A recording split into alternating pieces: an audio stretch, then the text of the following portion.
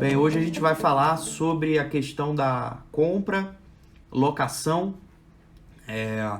ou contratação de serviços de higiene ocupacional, que é uma dúvida muito frequente, né, que eu observo. Algumas pessoas me perguntam. Na verdade, essa live está acontecendo em função de uma conversa que eu tive com a Day. Ela me fez algumas perguntas, a gente começou a trocar algumas figurinhas. E como eu estava planejando já colocar isso para fazer, eu falei com ela, decidi o assunto, pedi o amigo que trabalha comigo para divulgar, e estamos aqui hoje, meio que se a gente ficar marcando e nunca faz, tá? Então eu quero compartilhar com vocês algumas experiências que eu já tive na decisão da questão de comprar ou não equipamento de avaliação ambiental. Muitas das vezes a gente acha que gasta muito dinheiro terceirizando esse tipo de serviço, né? E às vezes infelizmente a gente terceiriza e não fica satisfeito com o resultado final, né? Mas a conta que a gente tem que fazer, ela tem que ir muito além apenas do custo do equipamento, porque muitas das vezes eu paguei 30 mil reais para uma empresa vir aqui fazer o serviço para a gente, e se eu fosse comprar os equipamentos eu ia gastar só uma vez esses 30 mil reais, ia ter os equipamentos à minha disposição, então esse custo automaticamente seria menor, tá? Não necessariamente, tá? Porque a gente tem que levar em consideração alguns aspectos. O primeiro, tá? Se você realmente vai ter, dentre as atividades que você faz, você é um técnico de segurança, você é um engenheiro responsável pela empresa, você tem outras atividades, tá? Então você tem que lembrar que, além das avaliações ambientais, você tem todas as atividades do seu dia a dia. E se inserir esse tipo de responsabilidade, esse tipo de atividade no seu dia a dia, você vai conseguir efetivamente dar conta, tá? Você tem que ter uma pessoa, além de ter conhecimento técnico, tá? Então, você vai ter que conhecer os equipamentos, conhecer as medições, as técnicas, entender mais a fundo de higiene ocupacional.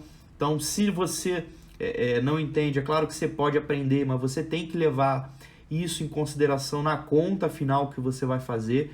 Então, se você precisa investir em curso, em treinamento para uma equipe tocar essa parte de HO, você tem que botar isso na tua conta final, tá? Não, eu tenho um cara que trabalhou comigo aqui, ele tem experiência, conhece do assunto, então isso a gente já não tem, né? Então a gente tem que contar, mas esse profissional vai ficar dedicado exclusivamente a esse tipo de atividade, ou dividir com outra atividade que lhe possibilite ter um acompanhamento, fazer uma estratégia de amostragem específica, estudar o comportamento dos agentes e a forma de interação, entender as rotinas e processos de trabalho, para fazer realmente um trabalho de higiene ocupacional e não ser mais um mero fazedor de medição, porque existe uma diferença entre você realmente fazer um trabalho de HO com qualidade e você simplesmente fazer número, né? Ou seja, medir por medir. Eu costumo falar em alguns cursos de higiene que eu tenho oportunidade de trabalhar, que você tem lá 90 dB, né? Então aquele número ele varia muito de acordo com a interpretação, com a atividade, com a exposição, com o tempo de exposição, com a natureza da atividade. Por isso a importância de você monitorar a avaliação. Não adianta você, dentro da tua rotina, não, vou botar o dosímetro no trabalhador e no final da jornada eu volto lá para pegar o equipamento. A coisa não funciona assim. O ideal é que você realmente faça o monitoramento da atividade do trabalhador, para no final do resultado você fazer uma análise crítica se aquele resultado tem coerência com as atividades que foram feitas durante o dia, tá? Então a gente precisa fazer essa análise crítica, se vai ter uma equipe dedicada a isso. Eu falo isso porque eu tive a oportunidade, eu fui em 2007, eu saí de uma empresa de consultoria para tocar uma parte de higiene ocupacional dentro de uma empresa de construção. Foi-se comprado os equipamentos, eu ia fazer a parte de campo, a parte de planejamento. Só que no meio de campo as coisas mudaram, eles me tiraram exclusivamente da parte de higiene ocupacional, me botaram para fazer, além da higiene ocupacional, supervisão de obra, e aí dedicava entre as duas coisas. Aí depois a gente colocou um estagiário para fazer a parte de medição, e depois a parte de supervisão passou a um outro engenheiro. Então, como não tinha uma estratégia definida, o que avaliar, em que momento avaliar, como avaliar, em que circunstância avaliar, quando, por fim, eu retomei isso para ver os dados, ver as coisas, você tinha avaliações que foram feitas 2 vezes mesmos cargos, cargos que não tinham avaliação nenhuma, valores que tinham dúvida, você tinha 3, por exemplo... 3 atividades correlatas em unidades diferentes, com valores completamente discrepantes. Se você se dedica a fazer isso, você vai ter que fazer análise de dados também, pegar essas informações que você está trazendo do campo da avaliação e fazer um tratamento estatístico.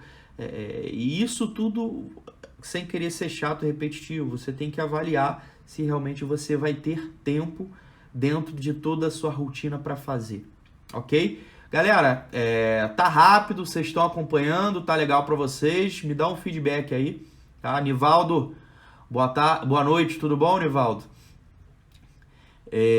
Então, a primeira coisa que a gente tem que se preocupar é com isso. Depois é fazer conta, né? Qual é o volume de amostragens que eu tenho que fazer? Eu só vou fazer avaliação pontual, por exemplo, como algumas empresas fazem, uma avaliação só por grupo homogêneo por ano, ou faço todo ano. Eu tenho que definir uma estratégia de como eu vou avaliar, fazer um desenho de quantas avaliações eu vou fazer por dia, por mês, por semestre, por ano, até para avaliar se a contratação... É claro que quando a gente contrata, a gente terceiriza o serviço, a gente acaba diminuindo a quantidade de avaliações. Desculpa. André está pedindo aqui para a gente falar sobre as análises de vibração. A gente vai fazer alguns comentários sobre a análise de vibração. André, sinceramente, vibração não é o meu forte, tá? Mas eu conheço alguma coisinha. Normalmente, eu não tenho equipamento de vibração, então quando eu preciso fazer, eu acabo... contratando alguém para fazer, que dá menos trabalho do que alugar um equipamento, tá? Mas a gente daqui a pouco fala, quando a gente for falar individualmente de cada análise, tá? Então, fazer as análises, perfeito? Deixa eu só pegar meu roteiro aqui. Tá. Então, definir exatamente quantas amostragens você vai fazer por ano, para você poder fazer uma conta disso, tá? Outra coisa que você tem que definir também critério de contratação, tá? Você balizar quando você for fazer o orçamento, para você fazer a comparação, se vale a pena contratar ou comprar os equipamentos, tá? Você vai ter que definir um critério de qualidade na contratação dos serviços de higiene ocupacional, tá? Para você levar em consideração, não, eu quero um padrão como se eu estivesse fazendo, ou melhor, se possível, né? Então, definir um critério, tá? Muitos dos profissionais, eles não definem critérios de contratação de higiene ocupacional, eles só pedem as avaliações. Eu sempre sugiro, tem até lá para baixar, lá no site da Prevenire, no Grupo Prevenire, www.grupoprevenire.com.br. Lá no início do site tem um link para você baixar um modelo de escopo de contratação de serviço de higiene ocupacional, tá? Então, esse escopo nada mais vai fazer do que dizer quais são as regras do jogo para quem você vai estar contratando. Eu já aplico isso já há uns 5 anos, que eu montei, além de ter uma empresa de consultoria, eu também trabalho hoje ainda como funcionário de algumas empresas, né? Hoje no ramo da construção, e eu aplico isso. Eu montei esse escopo em 2015, quando eu estava trabalhando para uma empresa de construção no Rio, e venho trazendo. Isso já baliza muito a questão de valor. Você não decide por preço, você decide... minto. Você acaba podendo decidir por preço, porque a questão técnica você já definiu dentro do teu escopo de contratação. Beleza? Então, você definindo o critério de qualidade e pegando esses orçamentos, né, você vai fazer uma conta. Eu tenho até o último trabalho que eu fiz aqui, eu vou compartilhar com vocês. Tá? Hoje eu trabalho para uma empresa de construção civil e aqui eu contratei o serviço, eu preferi não alugar, né? Porque para você alugar você também precisa se dedicar tempo para fazer as avaliações e alugar significa que não necessariamente você conhece o equipamento que você vai estar alugando, então você vai ter que aprender a manusear o equipamento que você está alugando. E pode ser que nem sempre você tenha disponível o mesmo equipamento para alugar, por mais que você às vezes alugue sempre no mesmo lugar. Você tem aquela responsabilidade criteriosa de cuidar do equipamento, e como é um equipamento que você coloca num funcionário seu, você não tem garantias que o funcionário vai realmente cuidar e zelar do equipamento, então você tem que tomar esse cuidado, tá? Deixa eu abrir um parênteses aqui. Hoje eu comentei se a gente chegasse nessa live aqui, no número mínimo aqui de 15, eu esqueci de comentar com vocês, se a gente chegar aqui a 15 pessoas no final aqui, eu vou pedir só para vocês deixarem os comentários aqui para a gente fazer eu vou fazer um sorteio depois aqui de uma camisa do Abril Verde, tá? E de um livro de segurança do trabalho. Então vai convidando o pessoal aí, a gente precisa aí de mais 4 aí para rolar esse sorteio, tá? E o sorteio eu vou pedir só para vocês deixarem um comentário lá na publicação da própria live que eu falei, só falando lá, participei da live e tal, para eu poder registrar vocês lá e depois fazer o sorteio individual, porque eu não vou conseguir fazer aqui só pelo nome de vocês aqui. Eu preciso dar um número e fazer um sorteio aqui pela internet, beleza? Então vai convidando os amigos aí, vamos botar pelo menos 15 pessoas aqui pra gente conversar, tá? Então vamos voltar à história aqui que eu tava explicando. Então, trabalho hoje para uma empresa de construção civil e eu me vi na situação de... eu vou terceirizar, eu tenho um pouco de conhecimento, então teria condições de treinar um técnico de segurança para fazer essa avaliação e teria condição de monitorar esse trabalho, tá? Mas eu fiz uma conta, essa conta que eu fiz, por exemplo, eu primeiro levantei o custo. Boa noite, Esdras. Eu levantei o custo de quanto eu gastaria com equipamento. Como eu trabalho em empresa de construção,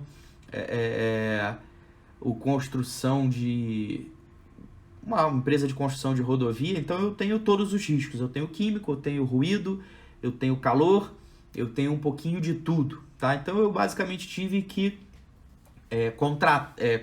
cotar todos os equipamentos de avaliação ambiental, né? Então eu cotei basicamente aqui, por exemplo, 2 bombas de amostragens, 2 calibradores, um kit de baixa vazão, né? Um calibrador de baixa vazão, na verdade, os certificados de calibração dos equipamentos já tem que vir calibrados, né?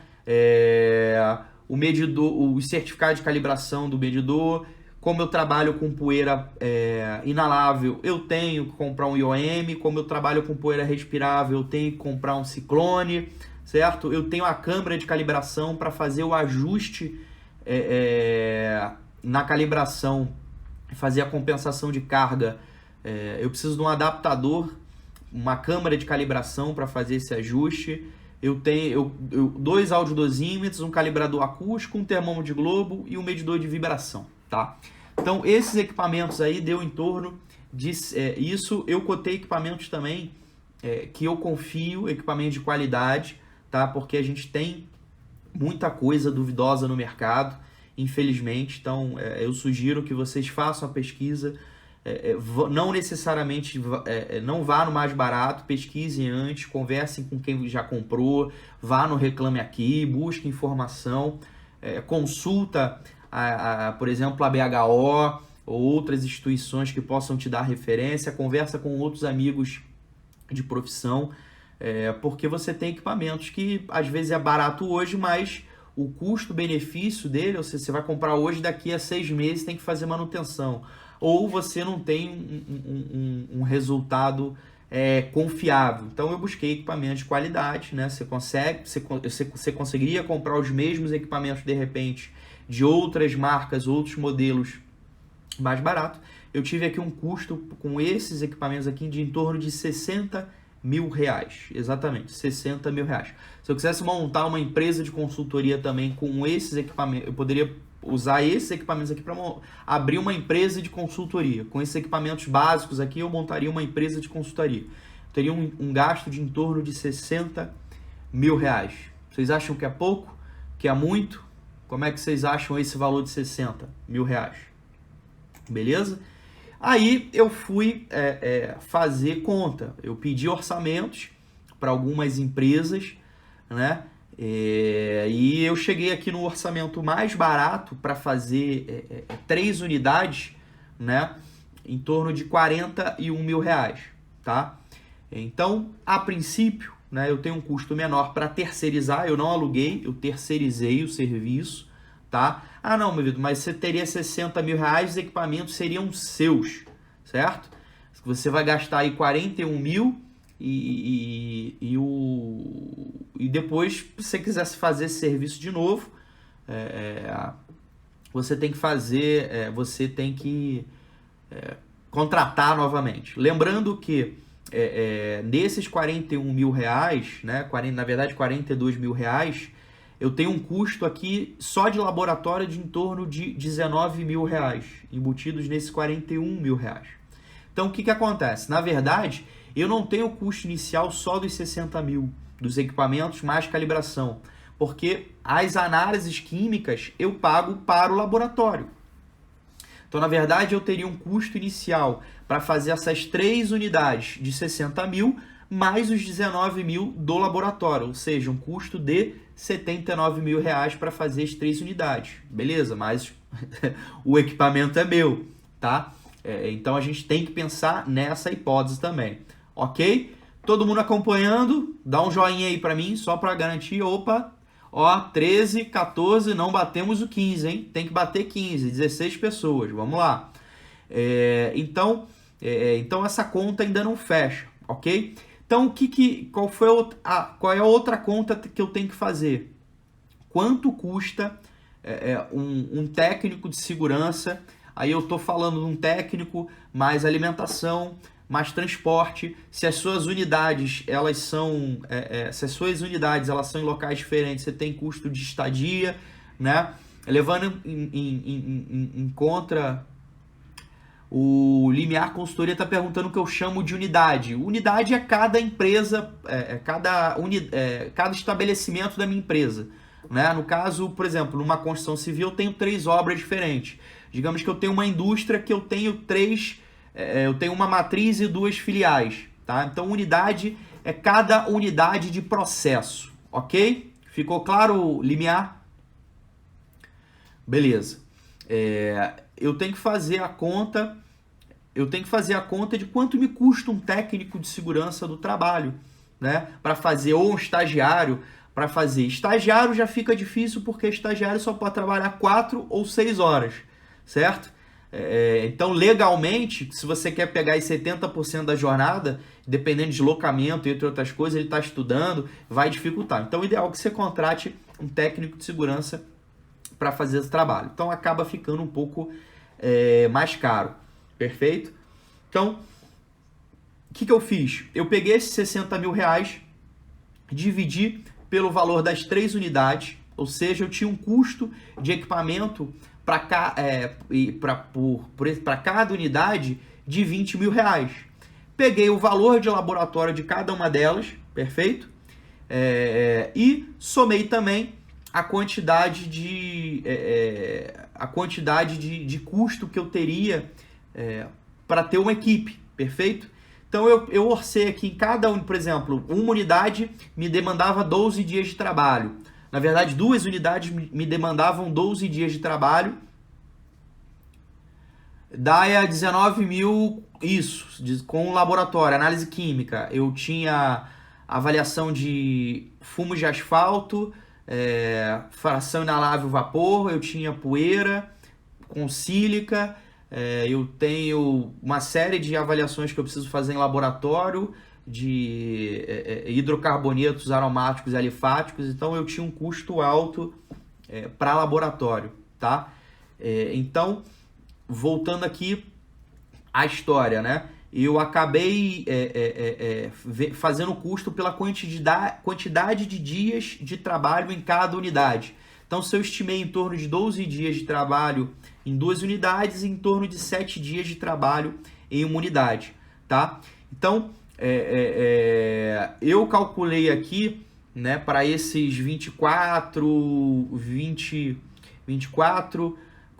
um pouco mais de um mês de trabalho ali, um custo de em torno de 12 mil reais. Se eu fosse fazer por 30 aqui, ó,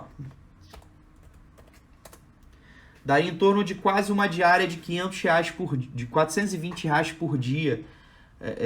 Isso eu tô falando salário, encargo, passagem, alimentação, tá? Então, na minha conta aqui, certo? Para eu fazer esse trabalho todo, comprando os equipamentos, né, para essas 3 unidades, pagando uma equipe e pagando o laboratório, eu teria um custo total de 92 mil reais, né? Repetindo, mas eu teria os equipamentos, certo? Mas eu tenho aí um valor significativo, né? Então, de imediato. Então, qual é o custo que você tem naquele ano para fazer? Será que comporta você gastar esses 92 mil reais naquele ano e ter o equipamento para a empresa? Ou não, tua verba é 50 mil reais que você tem para gastar. Então, você também tem que avaliar e colocar isso na balança. Então, o que eu fiz de conta também?